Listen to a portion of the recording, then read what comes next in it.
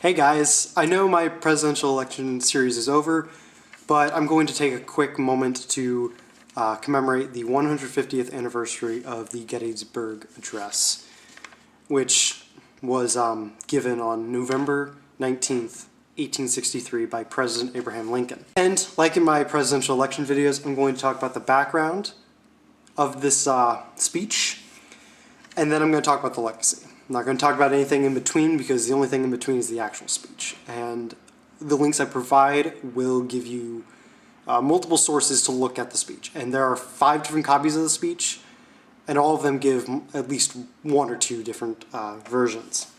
And I'll talk about that briefly later in the video as well. The background is basically the Battle of Gettysburg, which was from July 1st to 3rd. And the results of the battle was 23,000 Union soldiers who died, and 28,000 Confederates who died in the battle. A couple months later, on October 17th, soldiers who died in the Battle of Gettysburg were given a proper burial, because prior to that they just lay there in the field in Gettysburg just rotting away. So for the consecration of the National Cemetery at Gettysburg, President Lincoln was invited to give a speech. And he wasn't the only one to give a speech there. A lesser known, well, historically lesser known orator named Edward Everett, who is the former Secretary of State, Governor of Massachusetts, Representative from Massachusetts, and Senator from Massachusetts, was asked to give an oration at the site of the battle. And that was supposed to be the Gettysburg Address as they knew it at the time, but what we know is the Lincoln speech. And Everett's speech lasted about 2 hours. It's over 13,000 words, and not many people know about it. I didn't know about it. Learn something new every day, folks. Lincoln's speech would follow, and his, kind of the opposite. It lasted about 2 minutes, 2 to 3 minutes. It's 237 words long, and it's one of the greatest speeches ever written in American history. So when writing the speech, Lincoln used the Battle of Gettysburg as an opportunity to talk to the American public at large about why the war was being fought and the overall significance of the war.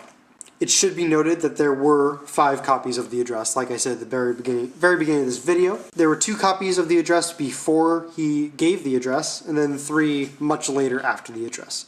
And all 5 are not very different, but slightly different in the wording. I didn't look at them long enough to notice the difference, but the links will provide you to the different versions, and you can see for yourself how they're different.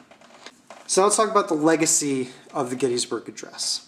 In the following days, both Everett's and Lincoln's speeches were reprinted in newspapers nationwide, but they did have mixed reactions. So Republicans, as you can probably imagine, saw it as amazing and heartfelt on Lincoln's part.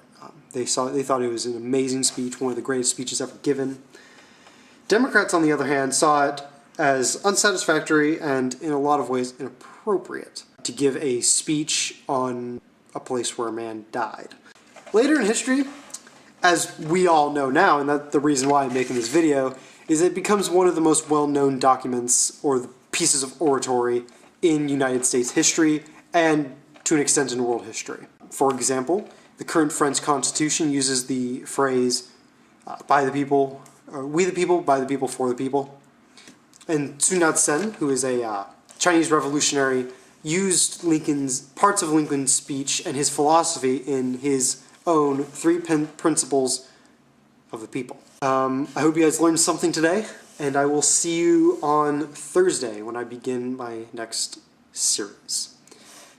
As always, stay sexy, everyone. Happy November 19th. See you next time. Bye.